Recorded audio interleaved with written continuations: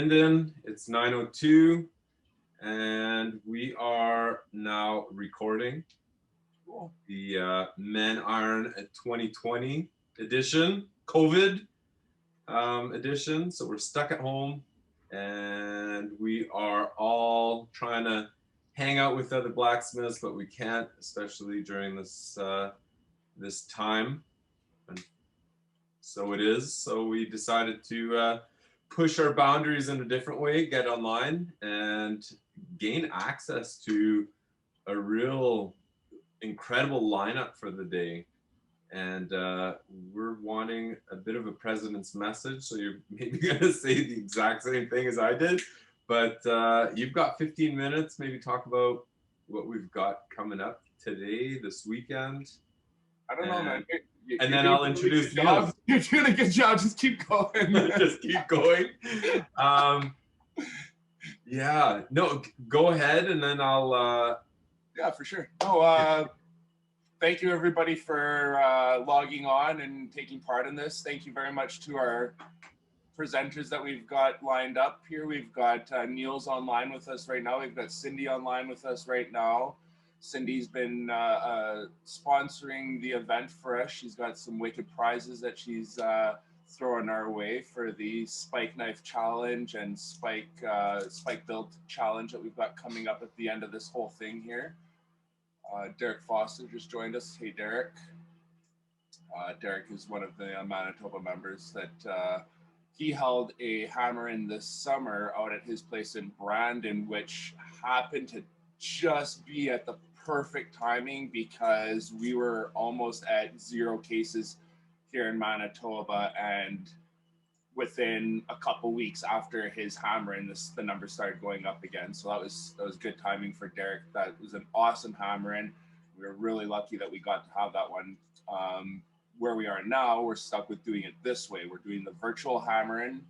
We've got 10 people lined up today for presentations. We've got, starting off with Neels, then we're moving on to Max Cerrone from the CWB, that's the Canadian Welding Bureau. Max has been with the CWB for a long time. He's run his own welding businesses now. He's got a wealth of knowledge. He's got a degree in metallurgy, I believe, if I'm not mistaken, of some sort. It's not a master's in metallurgy, but he does have a wealth of knowledge when it comes to metallurgy. So feel free to pick his brain. Who do we have going on after Max? I can't remember. Jaco. Jaco? Yeah. Jaco Van Den Burg. He's out of Ontario. He is an amazing knife maker. The guy's skill level is mind-blowing. He's been at it for, 3 years now. I've been friends with him ever since the beginning that he's come online or whatever. I'm absolutely amazed by the level of quality he puts into his knives. But he is going to talk to us about farmers markets and getting into selling your items as a blacksmith. So that's something that I think is very worthwhile tuning into so that you can get an idea of how to expand your business and get into selling blacksmithing items. Who do we have lined up after him? Is it Joe after him, or is not Joe? Julian out of France. Oh, right. Yeah. That's the guy that you've got lined up. If you don't mind giving a little bit of spiel about Julian. Yeah, Julian is one of the international blacksmiths that presented or competed on Forge and Fire. When he showed up on that scene, he kind of blew up online and gained a huge following. And the guy is a ball of energy, and from France. He's French. I speak French as well, so we've kind of connected here and there online, and it's been cool. I just messaged him seeing if he wanted to join, and he said, yeah, for sure. Oui, of course. So that's happening at 11:45 this Central Time. And then after Julian, we've got Mike Curley. He's Spicy Mike. He also presented on Forged and Fire. You might remember him from eating hot sauce and bananas on Forged and Fire, and he's got a big, massive beard, and he also has a duck in his workshop that walks around while he blacksmiths. So What? yeah, he's got a pet duck. This is now I understand why people are like, we need to get bananas. Yes. Awesome. Yeah. I'm not a forged in fire guy myself. I'm actually personally, I'm not even a knife guy. The fact that guys are making knives, the skill level involved in that is mind blowing to me. Neels is top of the line when it comes to knife quality. I'm sure everybody here will agree. Yeah, like that. Way to be humble, Neels, but you know it. You know you're one of the best in the world. And we are so grateful for you being here. Thank you, sir. Yes. After Spicy Mike, we've got Sean Cunningham, then Lauren Backer. Do we want to, keep running through? Sean is going to be presenting from NATE. NATE is the Northern Alberta Institute of Technology. It's a very large school based out of Edmonton, Alberta. Sean's been doing courses out of NATE for a couple of years now, a few years. He does a hammer making course there. He does a tool making course. He does your basic intro courses into artistic abilities, joinery, scroll work, all that kind of jazz. Sean is an amazing gentleman. He has a wealth of knowledge as well. And the thing that I love most about Sean is he's in line with what I do here in my shop. He's an artistic blacksmith at heart, a toolmaker at heart. He has an amazing shop. I've been to visit him a couple times now in Edmonton, Alberta, and he is super open to having people come by and visit. Make sure you make an appointment with him first. Don't just show up. He likes. He's a very busy gentleman, and he doesn't like people just showing up. But if you have the time, if you're ever in Edmonton, stop by and check out Sean. He's a great guy. And then after Sean, we've got who again here? Sorry, Lauren from Mighty Forge. People in Canada might recognize the name Mighty Forge. He is a producer of blacksmithing forges, propane forges, out of British Columbia. But the big thing about Mighty Forge is he just got online with one of Canada's largest wholesalers, Princess Auto. He's got 2 different forges that he's selling through Princess Auto. He's got his single burner propane forge, and he's also got a triple burner propane forge that is more tuned into larger knife makers. Both forges are absolutely beautiful, and Lauren's going to go over how he makes his forges in his own shop in British Columbia and how he's been involved with Princess Auto and what other things to look for out of Mighty Forge. After Mighty Forge, we've got Joe McKenna from Vashti Grinders coming up. Vashti Grinders is one of Canada's top producers for 2x72 belt grinders. You will not find a belt grinder with a better quality build and more heart put into the build than what Joe McKenna is doing out of his shop, also in British Columbia. I guess it's a hot spot. We got Cindy's in British Columbia too. She's running Pritchell Hardy out of British Columbia. We've got Thompson Metals is also sponsoring the event. They're out of British Columbia as well. It is a hot spot in Canada. British Columbia is booming right now. Actually, a friend of mine that lives in Kelowna was just sharing photos of me yesterday about some of the big high rises that they're going to be building in Kelowna. Wow, Kelowna is blowing up. It's amazing. I love Kelowna. I'm going to come visit you, Cindy, one day. But regardless, let's move on from there. After that, we've got Billy Slayers. Justin, tell me about Billy.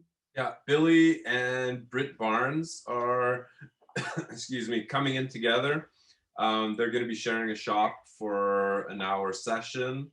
They are both as well Forge and Fire competitors. They were on there in season 7, I believe.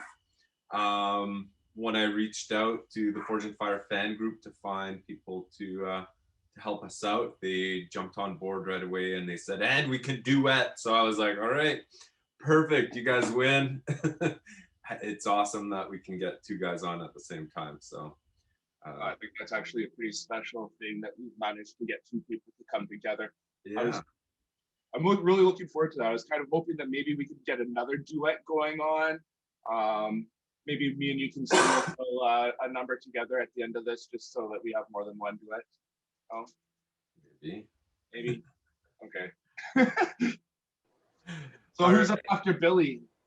That's it, man. Then it's you or me talking about the rail spike rules. So at the end of the streams, we'll present the rules for the rail spike competition or competitions. So there'll be a couple categories that we can participate in, and we'll also talk about who the judges are and who the prizes at that point too, because we've got a fair amount of prizes. Pretty stoked on everything that Thompson Steels and Cindy over at Pritchell and Hardy has provided. And oh my, yeah, and some of the I'm gonna mute you, Fluffy Evil. And of course, Center for Crafts here in Manitoba, in Winnipeg, they're offsetting some of the costs too. So that's awesome. But we've got 2 minutes before Neil takes control and grabs the reins. So maybe I'll introduce Neels. I first got into blacksmithing about 5 years ago and start to scour the internet trying to find out what were maybe some of the ways of making knives, making blades. And I came across Neil's YouTube channel. And if you have not been there, write yourself a little note, put it beside your workstation there. Check it out at some point. Neil has a collection of 20 or 30 videos that pretty much go through grabbing a blank piece of steel and getting it down to a knife-like shape for if it's your first time. And also wrapping it up in leather, which I've referred to several times. That's one that I keep bouncing back to. Shit, how do I make a sheath again? And back to Neil's YouTube video on how to make a sheath. So it's a really valuable content that he's produced on there. The video quality is great too. He's got the ability to grab a little remote and zoom in onto his work when he's working the anvil, so you can really see some of the finer details on how to achieve some of these knife shapes, let's say. And that's what really introduced me to Neels. Just a random search on YouTube, and then I discovered he was on Facebook, and he often goes online. Like he chimed in at 9:15 this morning, and he showed us a little bit of his film setup, how he can switch between cameras and stuff. And when he's working, he'll often bring us in right onto his workbench and show us the details of the work that he's doing. And like Lyndon just said a few moments ago, it's top notch. Like I drool at some of the stuff that he's doing, and I ask him, how the hell, how would you make those divots? It's on the inside. It's impossible. You can't reach there. And then he'll message me back saying, well, yeah, I use this tool. And it's like, oh, I need more tools. Tool up or die. That's one thing I've taken away from Neil. You need better tools to be a better craftsman. So with that said, I'm going to set Neils as the main host or presenter. I don't know, some Zoom function where he stays the main page. If you have questions during the talk, we'll have you write them on the chat, and then Lyndon or myself will chime in when there's a question that we feel should be answered, or comments that need to be addressed. I think you want to put them. I think the function you want to use is spotlight. Spotlight. Okay. So let's put the spotlight on Neils. More spotlight for everyone. There we go. Thanks, man. Yeah, sorry, we're all new to this, you guys, so bear with us. Oh, Neels is muted.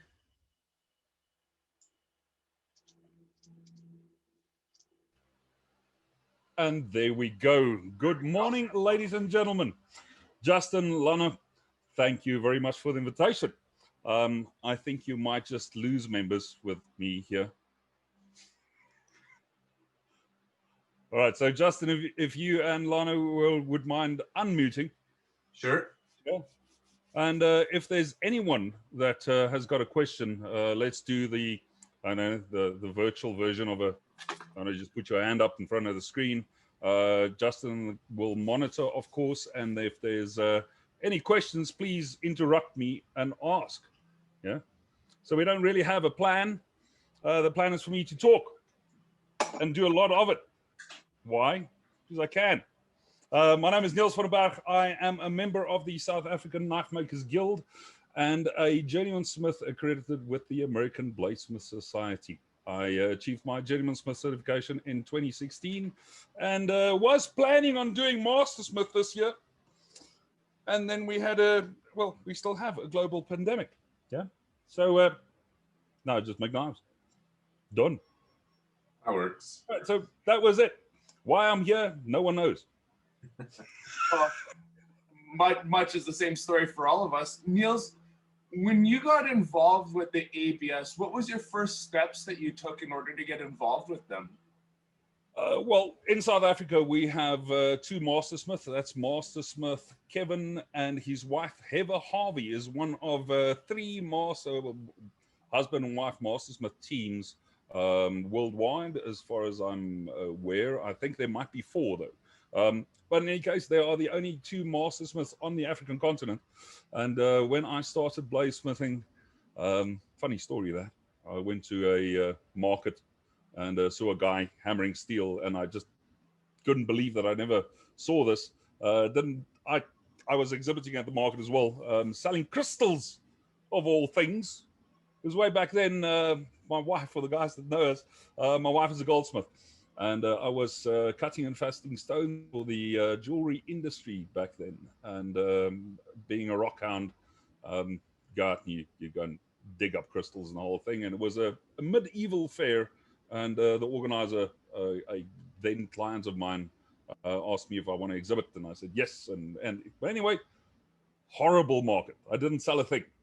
Stuart next to me, I bought one of his DVDs because I couldn't afford his knives, right? That was the Saturday. The next week, Monday and Tuesday, I did a 2-day knife making course. The Friday following, I built my first forge. Ended up hand filing knives. First odd 10, sold them to family and friends, and used anything and everything I knew about them to convince them to pay top dollars for those knives. Put all of that together into a kitty, and then built my first belt grinder. And from there, it's been downhill. So Black Dragon Forge started with me building forges. Yeah, so Stuart, the guy that I did the course with, he saw my forge and wanted one, so I built him one. And then we went to a Sabre South African Bladesmith Association meeting at Master Smith Kevin Harvey's shop. And the guys put the word out and say, bring your forges and your anvils with. So I took mine. He saw it, and he was the guy that designed the postbox forge that I am building. He saw it and he said, well, if I wouldn't mind taking over that side of his business, as he, as a master smith, wants to focus on making knives. So he gave me his entire list of wherever he was buying, and pretty much set me up as a business. And I've been running with it now. It is the 1st of August. It was 12 years. And I am the biggest forge manufacturer on the African continent, which is not saying much, right? Well, you either buy from me or you make your own one. Yeah. Yep. Save a lot of time just buying one. My God. That's it. Now, we also teach guys to make forges, and obviously teaching bladesmithing and right in the beginning, because as you know, developing the skills as a bladesmith is a long process. So your learning curve is quite steep. It takes forever and a day to learn the skills. Aside from the hammer skills and managing your fire and the whole thing, getting to the grinder is something that takes years of practice to get proficient at. Mm-hmm. And there's a lot of guys that get into this, especially now with the internet and the misconception that you don't really need to put in an effort. I think it's just with editing and the whole thing, we make it look easy, right? When I say we, not me. There's a reason. I don't know if anyone knows what rule 1 is in my shop. I'm going to do the PG rated version, which is don't screw up. The stickers don't say don't screw up. It's much more direct. Just by the way, if I get excited, I start swearing. Way back in the day, I wanted to become a pirate, according to my mom. Now it's a real thing. You can move to Somalia and actually become a pirate, right? Yeah, why not? But my wife doesn't want to fall for that, so I just grunt every now and then and swear a lot. But anyway, I kind of get distracted, right? So if you don't know, I'm a serious sufferer of ADHD, and bladesmithing saved my life. No, not really. My wife pretty much keeps me in line. But she's not here, so now that job falls to you guys. Yeah. But what I end up doing was, as soon as I decided, look, I wanted to do the ABS thing, well, knife making, I want to take it serious. I want to see whether I can actually make a living out of this. I approached Mastersmith Kevin Harvey and I said, well, what's the highest achievement? Well, what's the highest recognition worldwide that you can achieve? And he said, well, obviously ABS Mastersmith. And breaking it down, it's the shortest route to that is a 5-year commitment, and you can go from knowing absolutely nothing to Mastersmith certification in 5 years. And I said, well, I kind of have to earn a living, so and it's going to take me a while because I'm not the best at this. Yeah, I really sucked, man. My first knife, my kids had it this morning. I wanted to actually show it to you guys. It was more comfortable upside down in their hand than it was right side up. Yeah. Today, every single show I do, I take that thing, I put it on my table, and my apprentice, Sean, last year at one of our shows, got horribly upset because someone put this crappy knife on our table. Yeah. And if it wasn't for the photos, he wouldn't have believed it. And the main thing is, I said it earlier this morning as well, anyone can cook. The whole Ratatouille movie, anyone can make a knife. It is not rocket science. Otherwise, we would be calling bladesmithing rocket science. Yeah. There's a couple of rules, but the problem with the internet is that the information is so diluted, and especially with YouTube, where YouTube exists to sell insurance. Yeah. When I say insurance, ads. And it's an entertainment program, pretty much like Forge and Fire. Man, I'm not allowed to watch Forge and Fire in my house at all. I end up screaming at that TV worse than a rugby match. And we discussed rugby earlier. Yeah. It's not something I'm allowed to do.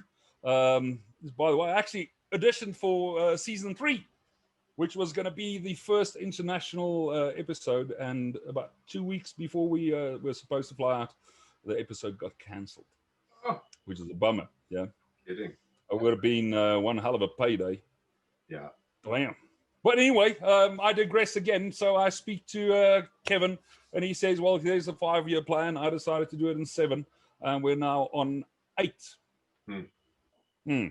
But you need to be a member of the American Bladesmith Society for 2 years before you can do your, for 3 years before you can do your Journeyman Smith application, which is a practical test. We call it the performance test, and then the submission knives, where if I just do that there, those are the 5 knives I've submitted. Beautiful. Yeah, it's my little man cave, man. Yeah. You spend so much time in your shop. What I suggest you do is, number 1, get yourself a dedicated spot, a clean room, an area where you want to spend time in there. And if you can, set yourself your wife up with a little studio just on the other side of yours, so you both end up spending time in the shop and not just you. Yeah. So in the last 12 years, I have known now, as of the beginning of this week, 9 knife makers that were divorced because of knife making. Wow. Happy wife, happy life. We also had this discussion, yeah. But anyway, so get your wife's permission, get it in triplicate. I offer a service where I actually file one of the copies for the guys. It's a joke, but we actually have a filing cabinet, the whole thing set up. But anyway, once again, digressing. So you make your 5 knives once you pass your performance test, which encompasses 3 tasks. Number 1, cutting a 1-inch sisal rope. Free hanging, 1 swipe, done, and that tests the. So obviously for that test, you need a really thin edge, extremely sharp edge. When you get to the test, you need to prove that the knife is actually sharp by shaving arm hair convincingly. Then you do the cut. Not a single strand remaining. Step 2 would then be a 2x4, which in South African measurements, the metric system, is 100 by 50 mil. And I actually had to go and have construction pine timber cut to those dimensions, because obviously we don't have anything even close to that. Now on paper that doesn't look good or big. When I actually went to pick up this piece of wood, I almost crapped myself, realizing that I made a knife really thin to be able to chop that rope. Now you need to go and use it as an axe, chop through this 2x4 twice, and then still shave arm hair with the section of the blade that took the most beating based on the sap wood that is, or the sap from the wood that is on the blade. And then once you pass that, you need to take that thing into a bench vise, clamp it up, and bend it 90 degrees without any edge failure. I actually came across that video not too long ago and shared it to the guild page. And, it is. It's excruciating. After the fact, it's fun. Especially if you're now going to witness other guys doing the same thing, you can heckle them and the whole thing. But I can tell you, standing there, and when I did my Gentleman Smith test, we also had a load of guys doing the same test, but for the South African Bladesmiths Association, where our entry criteria is pretty much the same as the ABS. They elected for me to go first. Which I kind of crapped myself. But man, that rope swing almost killed me, because I only got it on the 3rd swing and not the first one as I would have liked it. But eventually got through that, chopped through the 2x4. Now Belfast, where Kevin and Heather stays, is the highest located town in South Africa. So obviously, like you guys know, the higher you go up, the less oxygen. I'm in Johannesburg, all nice oxygen rich. Now I am a chain smoker. And I got there halfway through the first chop. I almost died, man. And the guys are heckling me and telling me you should be forging more, and it's good fun. It's good fun. They were very quiet on the drive back, because they were driving and I was not. Well, Stuart was driving. But anyway, long story short, so you have to be a member of the ABS for 3 years before you can do that test. Unless you do the officially sanctioned 10-day introduction to bladesmithing course. If you do that with an accredited bladesmithing school, and there are numerous of them located throughout the world, then you get a year knocked off. So you can then do your ABS JS performance test in 2 years. Once you've certified on the practical test, then you get your butt over to Atlanta. The first Friday in June, which coincides with the starting of Blade Show. So on that Friday morning, 7 o'clock, you hand in your 5 knives for evaluation by 5 individual mastersmiths, and they don't discuss, as far as I know. Each one picks a knife, and you have to get either a pass or a fail. That's it. So the little slip they give you has got a pass, a fail, comments, and then the signatures. And you have to get 100% pass rate. Once you've done that, it was probably the most stressful odd hour and a half of my life. And of course, when I went through, Mastersmith Kevin and Heather Harvey phoned the ABS committee, told them that I was coming through, and instructed them to make me sweat. I was called. So So obviously I went and showed my knives to them and the whole thing. And there they're sitting and they're telling me all these horror stories. It's on the second floor and there are security guards making sure that the guys that didn't make it don't jump off and commit suicide. And man, I mean, I was so stressed up that the judging starts at 7, right? I was there at 5. Oh, wow. Man, sitting outside, smoking a cigar. And here's a dude walking past me. You can check these guys that are just walking, going to Blade Show, yeah, and there are guys sleeping in tents before the night before just to get into Blade Show, yeah, to get in the front of the line. So I'm there, and these guys kind of just waking up. But here's a dude walking past, and he turns around and he says, "Are you here for judging?" I'm going, "Yeah." Are those your knives? Because we all have these zipper bags, yeah. And they're fairly large and they're sticking out. It's the only thing you're carrying. And then you know this guy is obviously, number one, he's stressing his ass off. Number two, he's got this bag full of knives. And lo and behold, it was Matthew Parkinson. Yeah. So if the guys that don't know him, it's the guy that won Forge and Fire, the very first episode.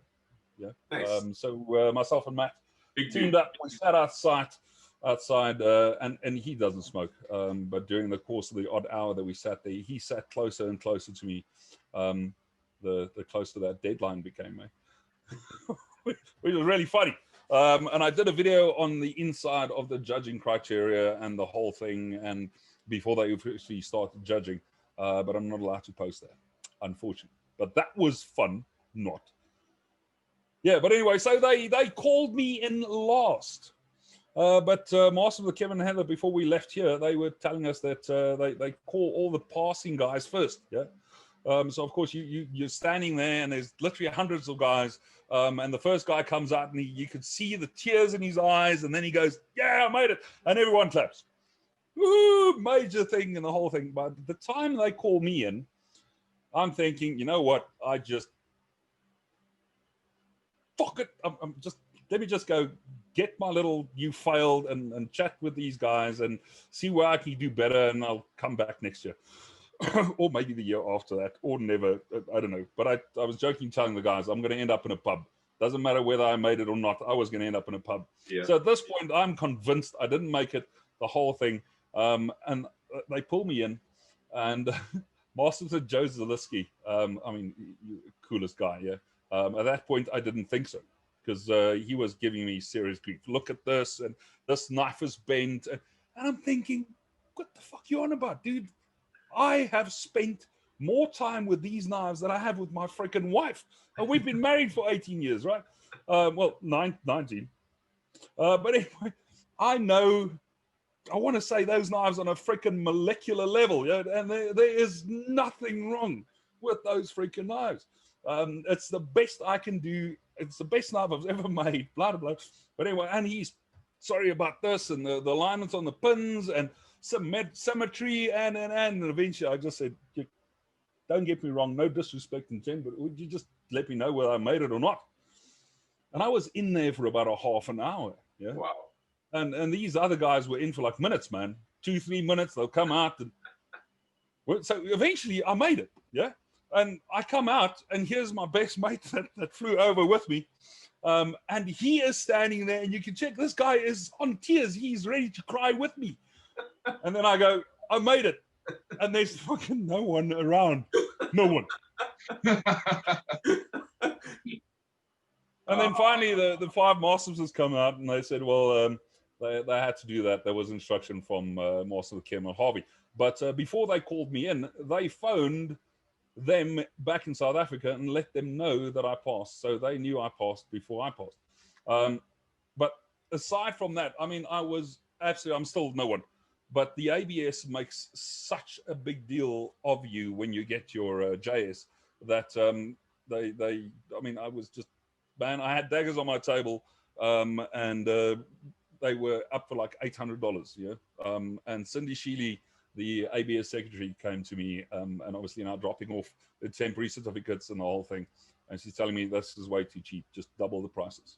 And I'm thinking, double the prices? No one's going to pay that for freaking one of these knives made in the ass end of Africa by a bearded dude that doesn't even look like you should be making knives. And it doesn't matter how much I was grunting. Yeah. But anyway, it was about an hour and a half I was sold out, which was absolutely phenomenal. And then a couple of years later, the ABS asked me to if I would consider making the International Journeyman-Smith Knife of the Year and donate that knife to the ABS. And I did that. That was in 2018. Did a dagger. It was supposed to be at the ABS in January. I only sent it to them at beginning of April. And in exchange for that, I got advertising in the articles about the knife and the whole thing in pretty much every single knife publication worldwide, which I will never in my life be able to afford if I want to do it myself. So from a marketing perspective, that was brilliant. And then on the Saturday, the second day of Blade Show, these knives are then auctioned off, and all the monies generated then goes to the American Bladesmith Society. As you know, it's a non-profit organization, and to help further the cause, which is bladesmithing. And that dagger sold for $13,500 US. So once again, Cindy came to my table. So now my daggers were selling at like $1,500 a dagger, right? And she comes to my table. She says, double it again. And I did, and it was literally 10 minutes and I was sold out. Wow. So that kind of, I mean, if it wasn't for the ABS, I would not be able to do what I do. That's travel the world, talk crap with knife makers, and, well, share the love, share the story. And as a journeyman smith, you are supposed to pick the brain from a master smith, yeah?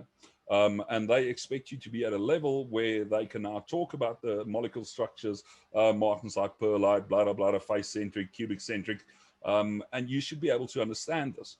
And as a journeyman smith, you should then distill that down and put it into plain English and be able to explain that to the masses or to students.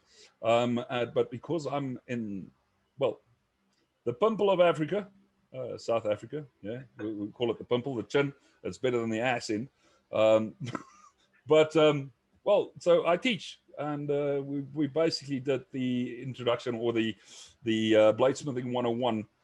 I did that, I think it was a week before I went to Blade Show in 2016, which is based on the methodology from the American Bladesmith Society on how to collect correctly, do a preform and forge your blades. It is fairly simple. Like I mentioned earlier, it's not rocket science. It's good fun. Heat management is extremely important. Do not get fire scale on your blades, and learn your forge. It's not just setting up and learning how to hold a hammer. And please don't, I see this all over the time where it's not a gun. Yeah, it's not a pistol, so don't grip. 2 fingers, yeah, light, wristy movement, whippy. Rather go for a lighter hammer than a big ass 4-pound hammer. Everyone wants to be swing a sledge and make a katana, and yeah, don't just learn the basics, man. Learn rule 1, how not to fuck up first, and you can only learn that lesson by screwing up, yeah. And when you screw up, take the lesson, man. Don't try to fix it because you don't have the skill yet, yeah. So take the lesson. And if you can, technology today is unbelievable. These little freaking camera thingies. I ended up recording myself to get stance correct, to work on technique, to not end up looking like a chicken while I'm forging and you can't figure out the next day why your neck and your shoulders and everything is... Man, I started building neck muscles, which I didn't... My wife's thinking, do you want a smith or do you want a bodybuild? So, yeah, then you start looking at these things, yeah? And if you hear guys have been doing this for years, carpal tunnel syndrome and tennis elbow, and the guys are breaking themselves because they focus on the forging technique, the steps in getting to a specific form or shape or manipulating the steel, but never proper form. So much so that I'm getting on, yeah, in life. So I now need to end up warming up before I start hitting stuff with a hammer. It's at this point that I feel like what are those glow sticks? When I wake up in the morning, it's all crackle and pop, and every morning I'm very disappointed because I'm not freaking glowing. Yeah. Thank you, Facebook memes. Yeah. So any questions? We do have a question, actually.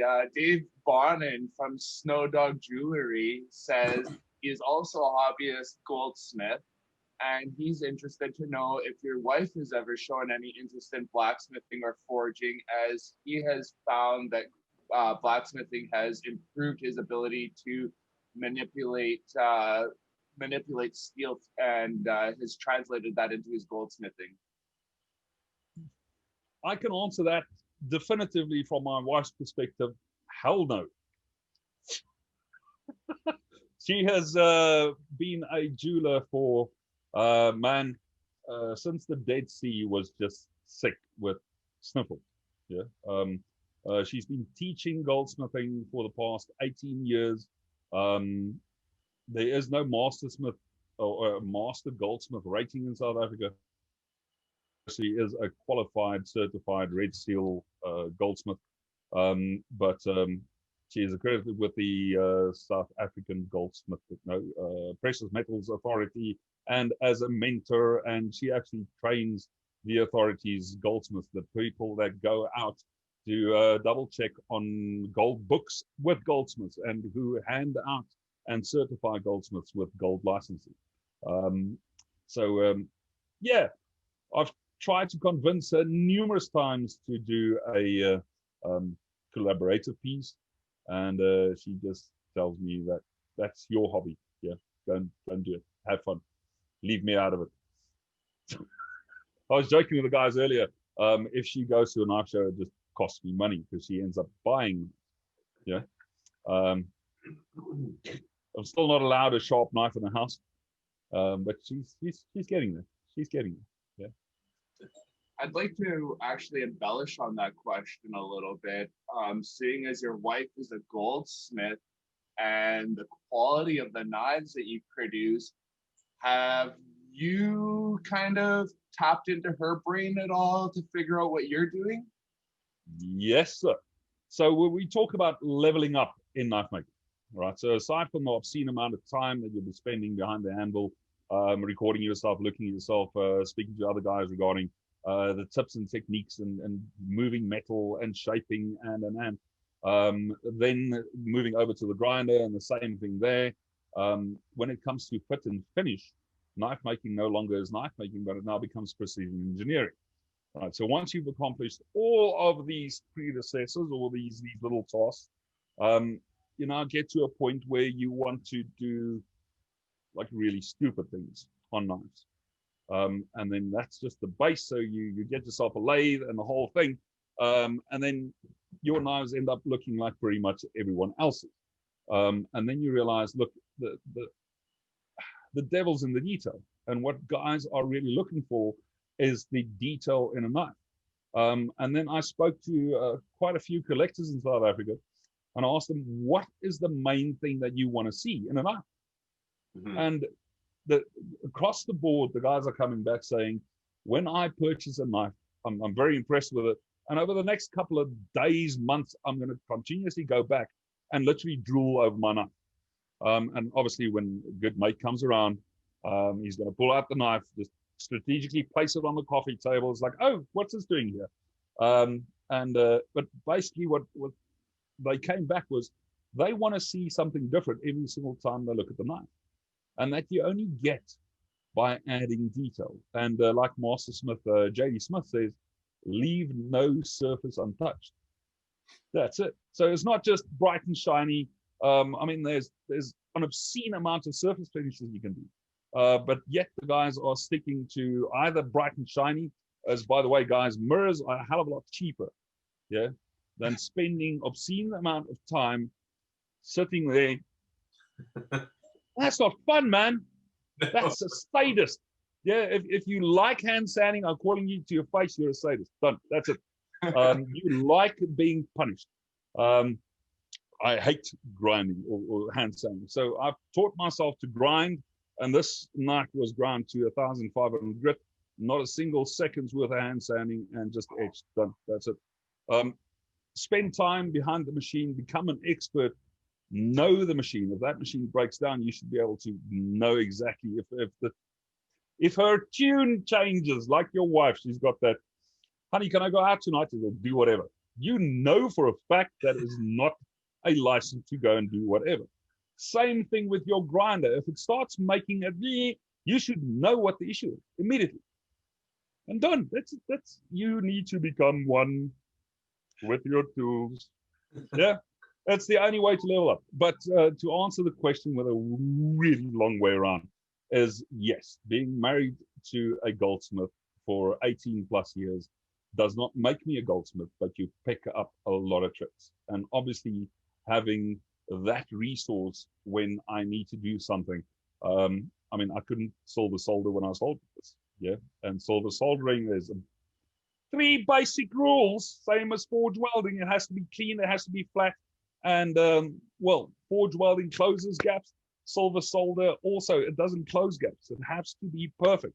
And the same rules that apply for forge welding applies to silver soldering. Preheat, bladder, no fire scale, no oxidization, blah, have it clean, have it flat. But it wasn't for her showing me exactly step for step how to achieve that using a melting nozzle as opposed to a micro torch, which I didn't have back then. Now I have 3 of the friggin' things. It becomes an obsession, man. And their tools are 3 times more expensive than blacksmith stuff, right? We can go and buy a hammer, modify the thing, and it'll work. Might not be the best thing out there, but you can't go and modify your cutting torch to melt silver or gold. You can't. You can't. You have to spend the bucks. They're rolling mills. You think handles are expensive? Oh. Hell no. Right. Yeah. So if you want to make your own plate, your own metals, if you want to get into finally making that katana, yeah, and you want to make your own habaki, that's the round plate, yeah, well, whatever shape. And then you start reading up on the material, and it's not brass. Please, if I've got one thing that I want the guys to move away from with this is please don't use brass on your knives. Brass has no class. Brass has no class. Use bronze, man. You can color bronze. You can make it red, purple, pink, blah, blah, blah, blah. Brass, you can make it shiny. 2 days later, it's dull again. You can make it look old, and then 2 days later, it's just going to look like a turd that you polished, yeah, because it will continuously oxidize, and it violently oxidizes, and that's why it doesn't keep anything. And you pretty much can't do anything with it. Just because it's easily available is not a license to use it. Yeah. Thank you, sir. No. But please, that's one of my nervous tics. If I see guys using brass, then I want to flip, man. And bronze is softer. Yeah. It's an absolute pleasure to work with. Now, my wife's biggest complaint is that, well, you turn green after a while. You say, well, that's a good indicator of when to freaking go and have a shower, right? As easy as that. Yeah, and you can mill it, and you can carve it, and you can just do little butt caps that go over stuff. I love it. I absolutely love it. Can we get a little bit of? Can you give a close up of that handle, please? We can just. Let me just brag with the setup first. Yeah. Well, crap. No. Okay. Hold on. Let's not do that, but do this. So that is mammoth. Mammoth ivory, mammoth molar. Beautiful. That's the second time ever I've worked with it. And I can tell you, it wasn't fun. No. At all. No. So, but this is it. Now, the international community is a community of sharing that. So you literally get on WhatsApp or Messenger, and you start sending emails, and you ask, who has worked with this crap before? I've now spent an obscene amount of money for this. Let's not screw it up. Remember rule 1. So then the guys start coming up and say, hey, I've done this. And then you get guys, I think about this, or I've read a story about blah, blah. And this is where my dad's second thing comes in. And it's pretty much an unspoken rule. Pretty much rule number 2 is you either think you know or you know. And if you have to think about it, then know that you don't know. You have to think about it. Yeah. And this is also another thing. This is another way that you level up. Knowing something and believing or thinking that you know something is two different things. Yeah. Heat treat, perfect example. This is 1084. So what I'm going to do, I'm going to trust my buddy. He'll get onto Facebook and ask, how do I heat treat 1084? Or I'm going to contact the guy that I bought the steel from saying, hey, where's the heat treat specification that the manufacturer supplied you with it? And just follow the formula. Yeah, done. And then once you've heat treated it, I'm going to grab a file and then file on the edge to see whether it's hardened. Hell no. All you're doing is you're testing whether that piece of steel is harder than the file you're using. If you don't know how hard the file is, then what's the use? But then the guys see this on Forge and Fire, but they don't realize that Jay was using a Rockwell hardness testing file. Yeah, A60 Rockwell. But now all of a sudden, everyone on YouTube is now testing with a file. A tip from me: know the steel, learn the steel. If you get a white edge full martensite transformation, done. The thing's hard. Yeah, and don't test it while it's still fucking smoldering, because the heat treat process is still continuing. So as soon as it's at room temperature, then expect a manner of decarb in there. So you might lose a quarter of a millimeter on the decarb, depending on how long your heat treat was. But that was it. Yeah, there's no need. And if you can control the environment in your forge, you will not dead any fire scale, therefore minimizing the decarb, blah, blah, blah, blah. So what was the question again? No one knows. All right, so long story short, yes. Show us the handle. Yeah. the learning the jewelry skills, the finer things, that will definitely assist in finishing a knife. Yeah, because they have got worlds of knowledge. Yeah. My wife jokingly say that everyone knows what the oldest profession in the world is. The second oldest profession is working gold, because someone had to pay for the first profession, and that was probably done in gold. Yeah. So yeah, man. But between my wife as a goldsmith and me as a knife maker, it's cost us friends. I can tell you that much. Because your mate and his wife comes and visits. The wife goes off with my wife. The mate sits there, and next moment you get that pling pling, the dreaded pling pling on your cell phone. And you go, what the hell? I'll say, dude, your wife just spent some real money with me. Thank you, that's appreciated. And he goes, what? I'm saying, let me show you this knife, right? Let's get back to it. So that's worked well. Nice. But yes, learning the finer skills is required. It really is. It just opens up your repertoire, your box of tools, so much. It's not even true. But the biggest thing that I believe, and if you have a look at these at the back of me, is, for instance, for this knife that we're doing now. When I say we, it's the royal we, yeah? It is start with a plan. Yeah. You need to start with a drawing.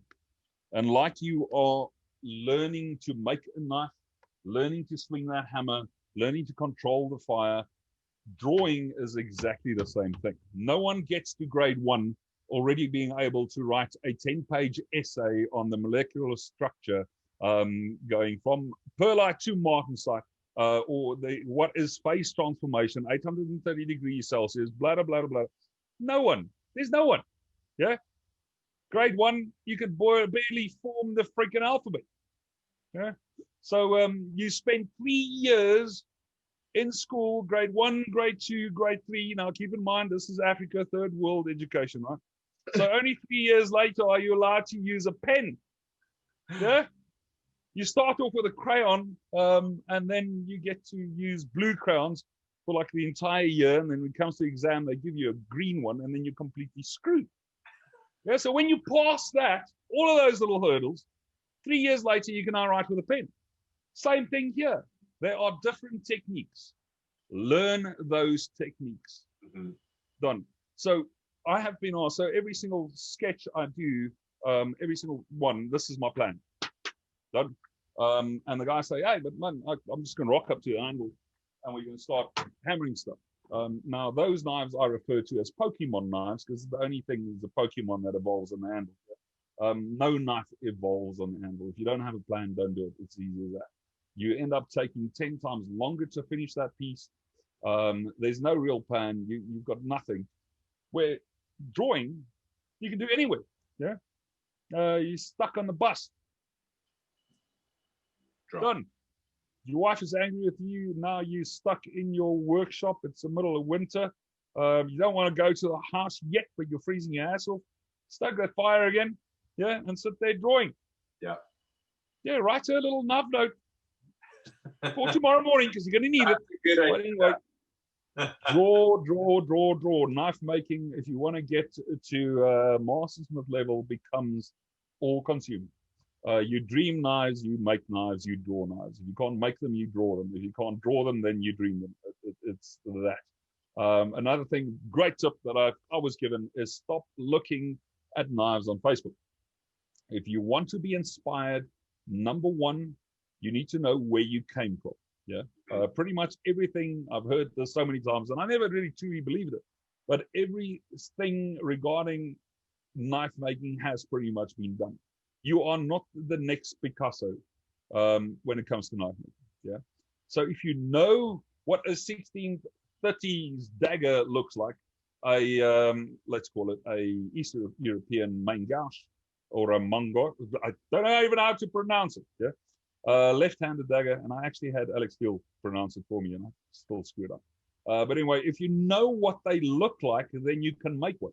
But the biggest thing I see on Facebook and on Instagram and on YouTube is the guys that take a flat bar because they paid now real money for a piece of Damascus.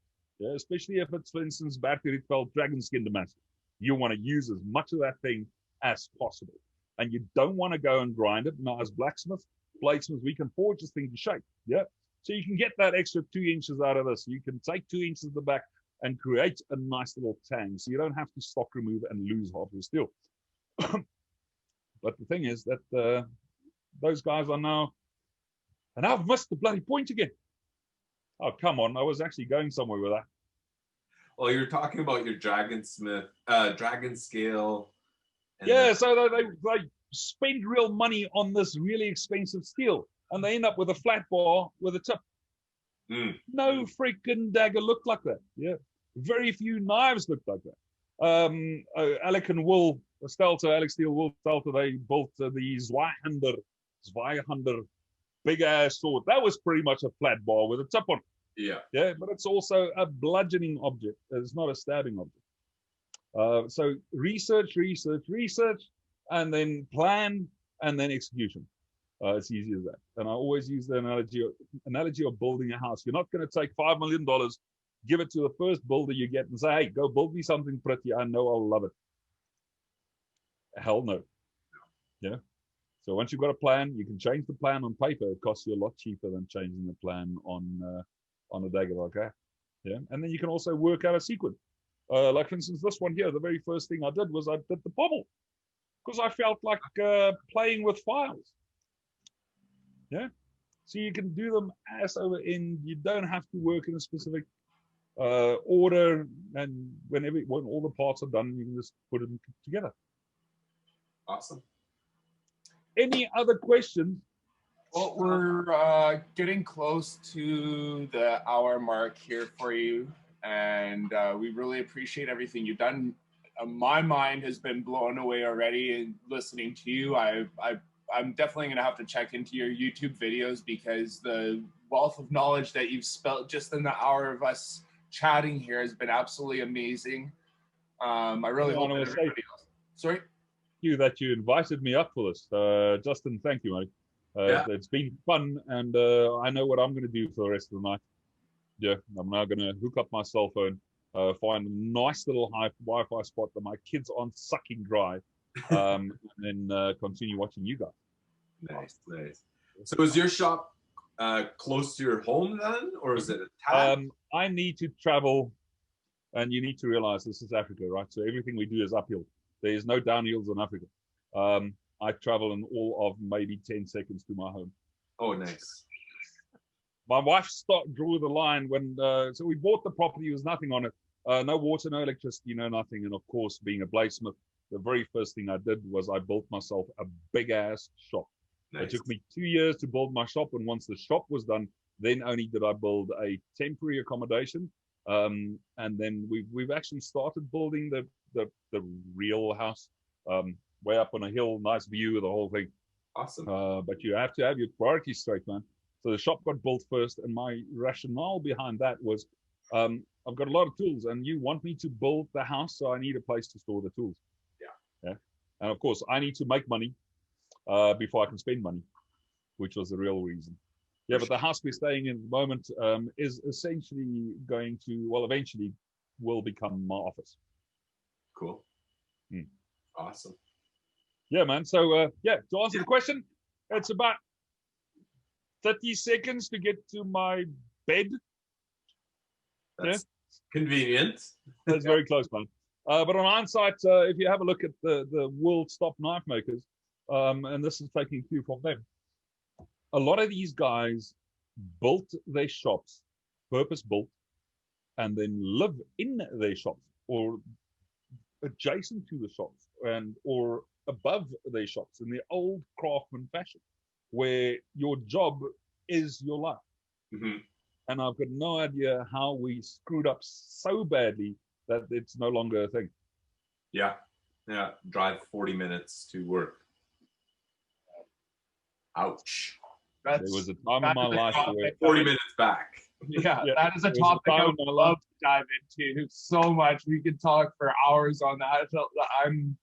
I'm in that boat right now with my wife. She runs her own business. I run mine. Oh my God. Enjoy it, dude. Enjoy it. Oh, hell yeah. Lyndon, So do we that was have it. Thank you for Max having swing me. by? Well, I'm waiting on Max to pop online here. I'm not too sure where he's at right now. Not getting any word from him either. Okay.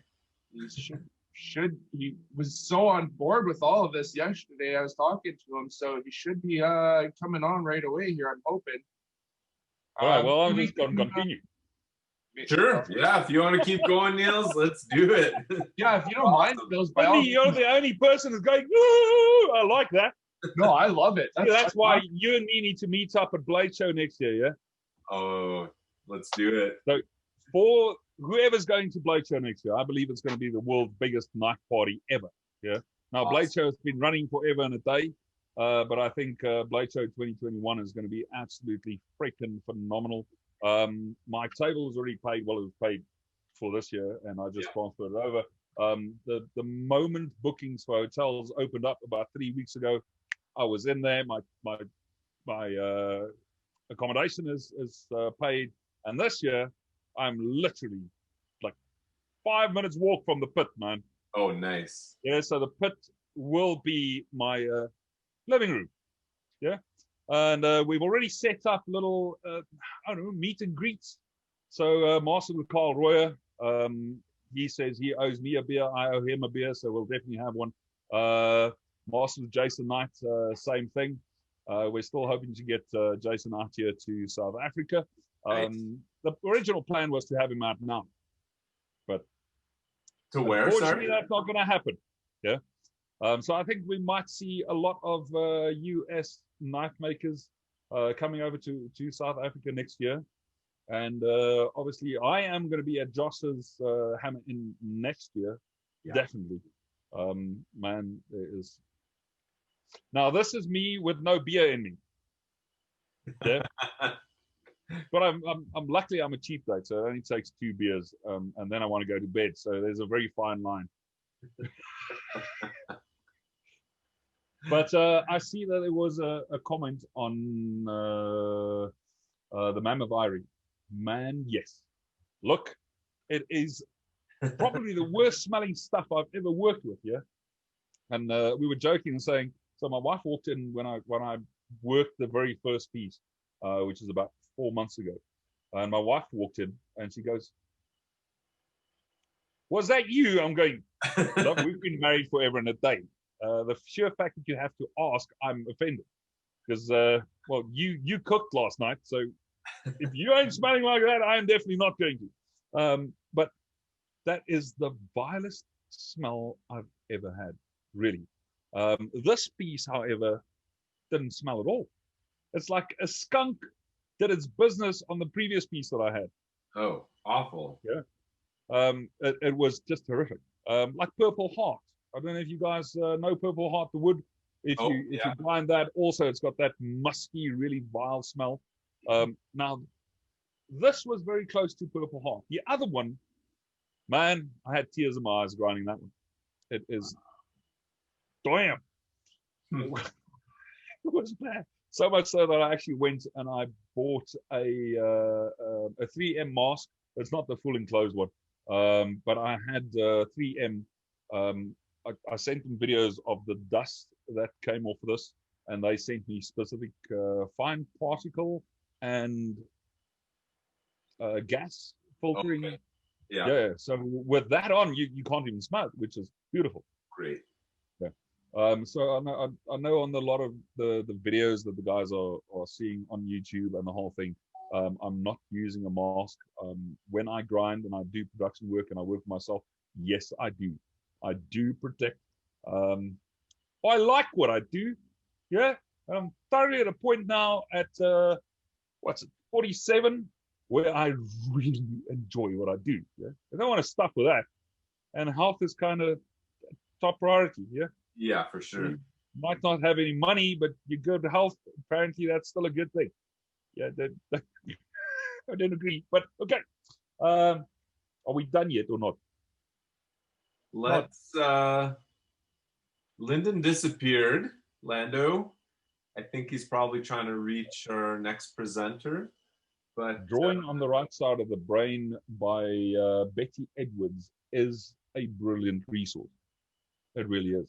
But if you do something like Udemy or Skillshare is good. I have got a Skillshare account. I'm not going to show you guys, but I've got a Skillshare account. And man, I like going through Skillshare. For instance, just typing in, I don't know, what to post on Instagram. And I'll give you 5 million people that give you, like, now, once again, just because it's on the internet doesn't make it true, number one. Yeah. So your Google skills become really handy. But every single person out there, I thoroughly believe, have got something that you can learn from them. And everyone pretty much knows everything about Instagram. Everyone that I've ever met knows more than I do about Instagram, so I kind of pay attention. I'm not very clever, but I do pay attention every now and then. And the same as a knife making, someone show you something new, you're going to go, and we call this mother-in-law advice, all right?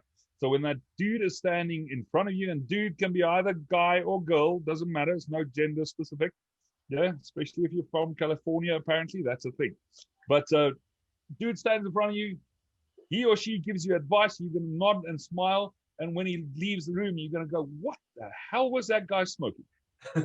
Yeah, so you then decide whether or you're going to go, damn, dude, it blew my mind, I'm going to try that. If it works for you, then you're going to test it. If it works for you in your circumstances, then you're going to add that to your repertoire. Same thing with smithing. And for everyone that's joined us so far, I've got no idea how many people, but it doesn't matter. The guys that are following me are doing that. They are currently at the top of their game. I suggest that you sit down, shut up, hold on, and take notes. Done. If this comes out as a DVD, don't just look at it online. If you can download it, get Justin you will obviously, is this going to be free, or are you going to put this up for sale somewhere, or what, this talk here? Yeah. Oh, just free. That's free. Download the thing, write it to DVD. Yeah. When your wife is pissed off at you and you're stuck in your shop, watch this thing again, because all of these guys are sharing, and take note, man. Because I can't remember what we started with. So I'm going to have to rewatch just to know what crap I talked about that. Once again, it's that very important thing. Starting with a plan. Definitely. Yeah. My original plan was to forge. But man, at 36 today, outside, I think it's 42 degrees Celsius in my shop. Wow. Yeah. Yeah, you see sweaty. me sitting here and sweating. I've got 2 fans on me, man. Nice. That's why I mentioned the next upgrade to look die is going to be a freaking aircon, man. Nice. Nice. Freaking aircon. I'll work harder to pay the electric bill. I don't mind. But I'm melting. So if I forged, you would have seen a grown-ass man faint next to an anvil. And that shit would have gone viral. And like I only have one reputation, right? Yeah. But I am going to join you guys on the forging thing. Yeah? Oh, I nice. want to compete. No, Awesome. compete. I want to play with. The problem that I have is that railroad spikes in South Africa doesn't look anything like the railroad spike to the rest of the world. Oh, really? We've got a railroad screw. So this is African. The world goes left and we fuck off right.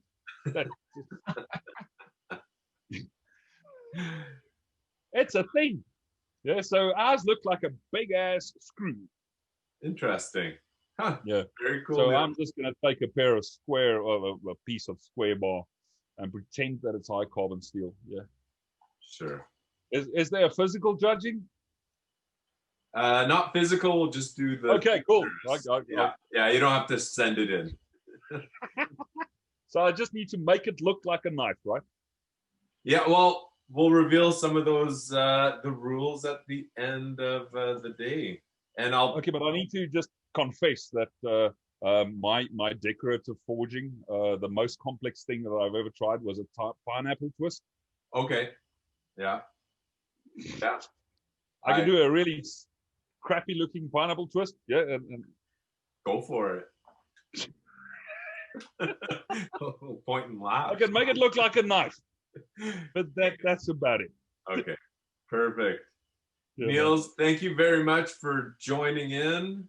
We're gonna swap pleasure. over. Thank you for the invitation. Thank you for humoring me, and you guys have fun. Definitely. I'm gonna put the spotlight on Lando and see what's going on. And thanks again, Neels. Okay, I've